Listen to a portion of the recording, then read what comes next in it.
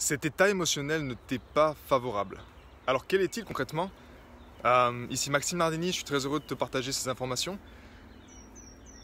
Il y a beaucoup d'états émotionnels sur la planète, ok? Mais soyons honnêtes, l'état émotionnel que l'on désire, que chaque être humain désire, c'est un état émotionnel dans lequel tu te sens créateur, dans lequel tu sens que tu peux être cause dans ta vie, dans lequel tu sens que peu importe la situation, tu vas pouvoir changer cette situation. Un état émotionnel dans lequel, peu importe ce qui se passe à l'extérieur, tu te sens aux commandes de ta réalité.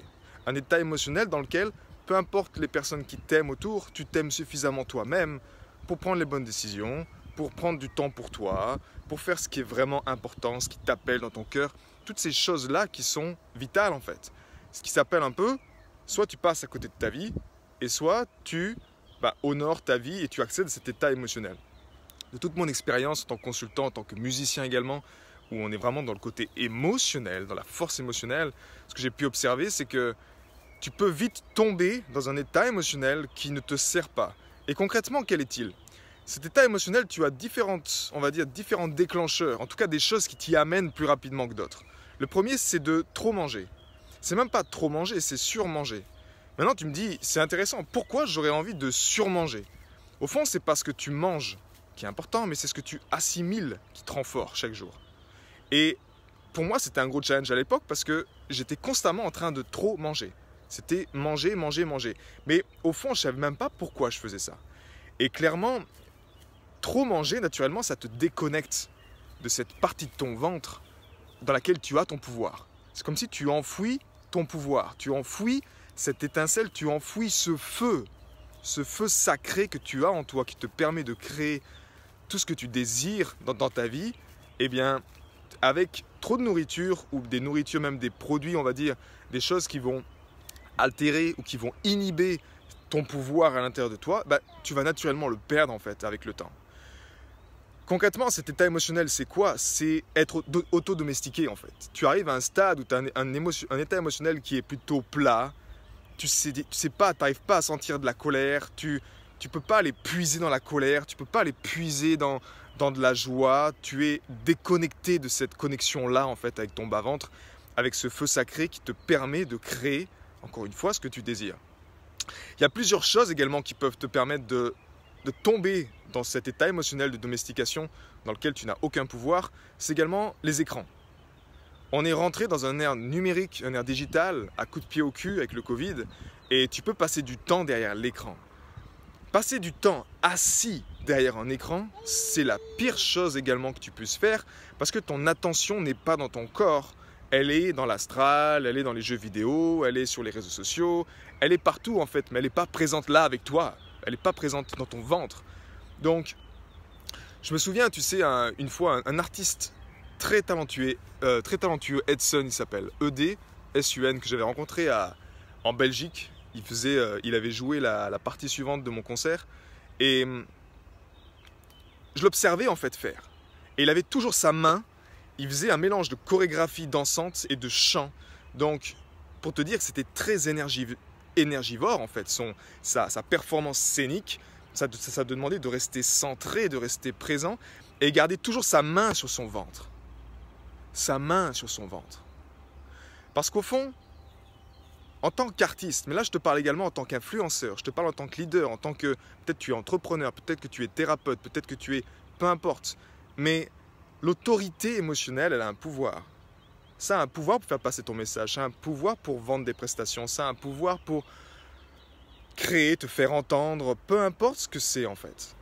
T'affirmer dans ton couple, t'affirmer dans ta famille, il y a un pouvoir là-dedans. Et en tant qu'artiste, effectivement, on connaît ce pouvoir. Si on n'est pas connecté à notre pouvoir émotionnel, tu fais un concert sans être connecté à ce pouvoir émotionnel-là, les gens, ils ne te captent même pas. Parce que tu n'es pas branché à eux. Quand tu es branché toi-même à ce pouvoir-là, cet état émotionnel de puissance qui est dans ton ventre, eh bien, tu branches les gens. Et là, ils restent connectés. Et moi, c'est ce qui s'était passé avec cet artiste à l'époque. Quand il est rentré sur scène, qu'il a commencé à danser, à chanter, il y a eu comme un « Ah !» Il m'a branché à quelque chose en moi. Il a éveillé quelque chose en moi.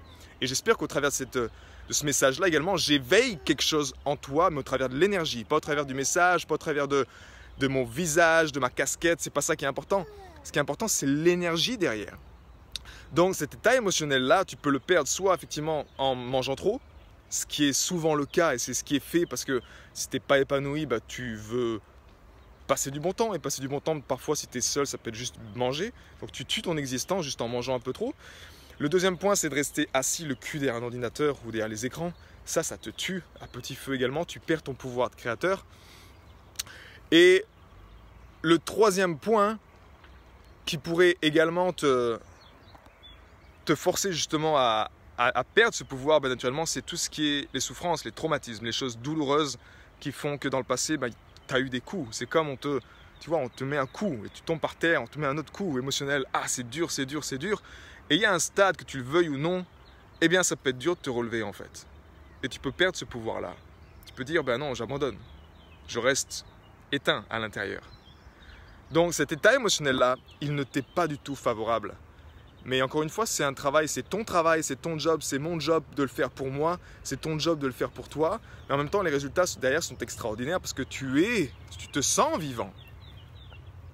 Tu te sens vivant pas seulement dans la tête, pas seulement dans le cœur, mais dans les tripes, dans ton corps. Tu sens cette connexion-là à la vie. Et quand tu la sens celle-ci pleinement, eh bien oui, là tu peux décider concrètement, ok, la situation est comme ça, mais j'ai un rêve, c'est ça que je veux atteindre, je connais ma prochaine étape logique.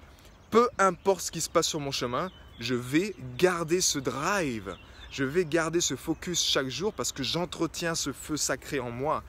Et ce feu sacré, tu n'as pas besoin d'influence extérieure, de motivation extérieure pour l'entretenir. Tu es ce qu'on appelle proactif.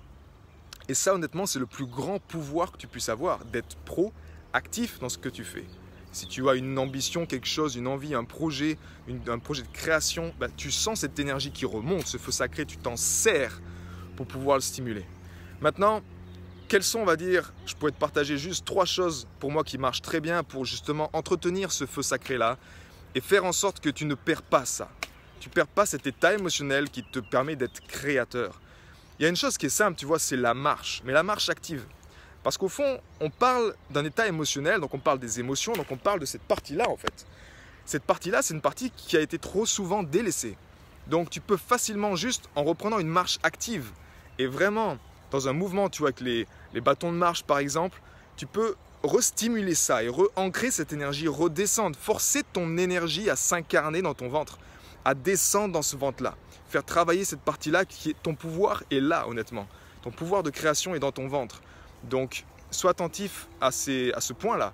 La deuxième chose qui est intéressante, c'est le vélo par exemple. Le vélo est un excellent exercice pour pouvoir également stimuler cette partie-là. Tu vas également faire l'amour. C'est pas pour rien également que dans certaines sociétés secrètes, même dans des films connus que tu connais, peut-être Eyes Wide Shut avec Tom Cruise, tu vois, et Nicole Kidman, tu avais ces scènes on va dire, de sociétés secrètes où ils utilisaient le sexe comme justement un déclencheur. Parce que quand tu actives ce pouvoir émotionnel dans ton ventre, tu actives un pouvoir de création. Tu crées beaucoup plus vite dans ta vie. Donc c'est pas pour rien qu'ils s'en servaient à l'époque, qu'ils s'en servent peut-être encore aujourd'hui, pour pouvoir attiser ces flammes, attiser cette envie. Tu sais, parfois tu peux avoir un rêve ou un désir, une envie, une ambition, et puis tu te dis, tu perds la motivation. Tu sais, tu te dis, peut-être tu atteins, je sais pas, un chiffre financier, tu atteins quelque chose, et puis tu te dis, c'est bon quoi, c'est ok. Tu perds ton feu pour la vie, parce que justement ce focus-là, ce feu-là, il ne brûle pas pour la bonne raison. Il brûle pour peut-être un objectif à l'extérieur, mais il ne brûle pas pour la bonne raison. C'est pour ça que j'aime, moi, au sein de ma communauté, faire ce lien, ce feu-là doit être connecté avec notre cœur. Il doit être connecté avec notre pourquoi. Parce que quand celui-là est connecté à notre pourquoi, alors là, oui, là tu deviens inébranlable. Et là, ton état émotionnel, il inspire les gens, il élève les gens. Ta simple présence, émotionnellement, tu les élèves juste par être qui tu es en fait. Et c'est là qu'une personne, ce que j'appelle moi les leaders du présent de ma communauté, s'il y a un leader du présent qui est pleinement incarné et qui a réveillé son pouvoir de création, c'est pas 10 personnes qui va impacter, c'est 1000 personnes qui va impacter. Juste par sa présence, parce que émotionnellement, il est actif.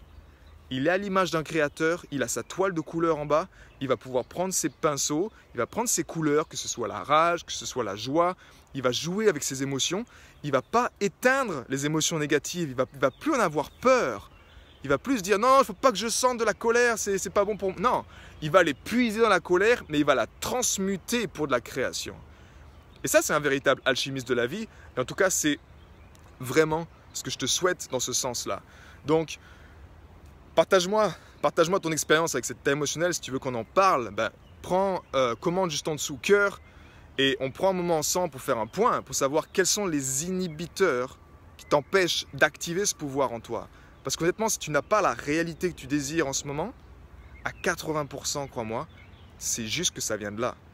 Mais c'est un tout. Si tu n'as pas une vision claire, quelque chose qui est lié avec ton cœur, qui te donne cette envie, ce pourquoi, et qu'en même temps, tu ne mets pas de l'énergie chaque jour avec ton état émotionnel intense de créateur, ben oui, tu ne pourras jamais créer ce que tu veux. C'est pas possible. Et ce n'est pas une question de créer vite, non. C'est un chemin de vie d'incarnation. Mais quand tu connais ces clés-là, c'est beaucoup plus simple pour toi de les mettre en pratique, de les créer et de voir les résultats qui arrivent dans ta vie en fait. Passez une belle journée.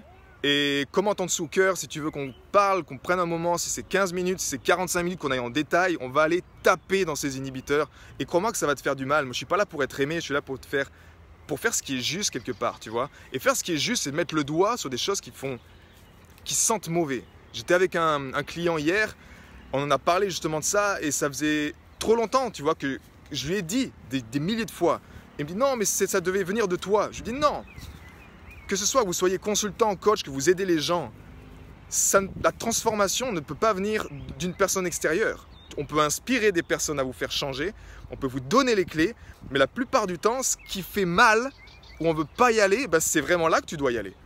Et la clé, c'est d'être inspiré pour y aller et de faire péter ces blocages. Mais faire péter ces blocages, oui, ça demande de l'inconfort. Et le but, c'est ça, c'est de mettre le doigt dessus et de dire là, hé, oh, regarde là. Ici, là, ouais, ce que tu fais chaque jour ici, ben, ça ne va pas te servir. Donc, parfois, avoir un call comme ça avec des personnes qui te veuillent du bien, mais avec la bonne énergie, même si c'est brutalement honnête, quand il y a du cœur derrière qui drive, crois-moi, ça te change ta vie. Et moi, honnêtement, c'est ce qui s'est passé avec les meilleurs coachs, ils m'ont rentré dedans. Et je préfère un mec qui vient, qui me rentre dedans, qui me dit « Max, tu prends pour un con ou c'est quoi que tu fais là? Ça sert à rien ce que tu fais ici. » Tu te rends compte que tu te sabotes chaque jour la même chose? Parce que quand il me dit ça, quelque part, il me veut du bien. Et c'est ça un véritable résultat. Donc si également tu es un coach qui sent que tu as la même énergie que moi, que tu veux qu'on parle également, qu'on s'entraide dans cette direction-là pour se mettre justement des boosts en faveur de la vie, eh ben fais-moi signe également et on pourra peut-être mettre en place un partenaire d'engagement.